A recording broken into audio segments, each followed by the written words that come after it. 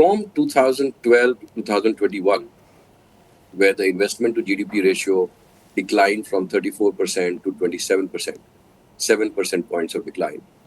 Most people think this was because private sector capex didn't happen.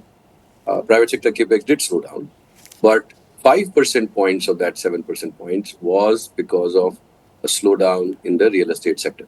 So it was household investment in dwellings, which was the major cause of the slowdown. So the real estate cycle in India peaked in 2012, it bottomed out in 2021, and since then has been reviving.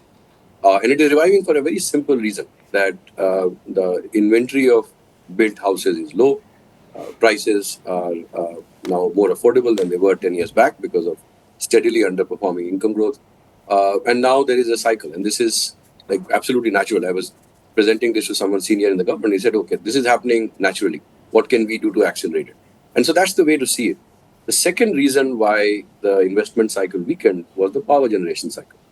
If you recall, there was a phase where India, with 130 gigawatts of power capacity, was adding 200 gigawatts of power capacity. This was in 2011-12. We didn't have the coal, we didn't have the linkages, and these power plants were being built. Obviously, the story went bad very quickly.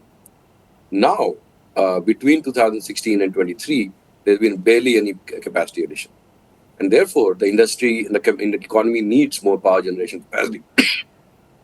If you add both of these, there is a reasonable case to be built that the investment to GDP ratio, which has rebounded to 31, would actually become 34% in the 2027-28 type of time frame. So this is the reason why I think that the investment cycle is starting to revive.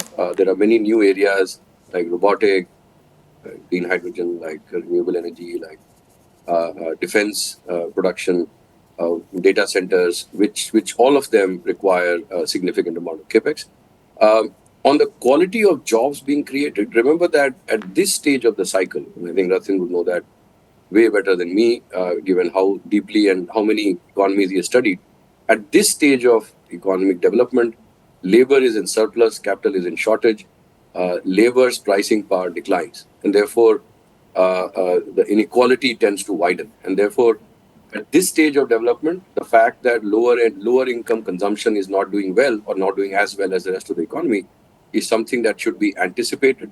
It is a political problem, it's an economic problem that needs to be addressed, but it does not, in a way, signal that the economic growth is not happening.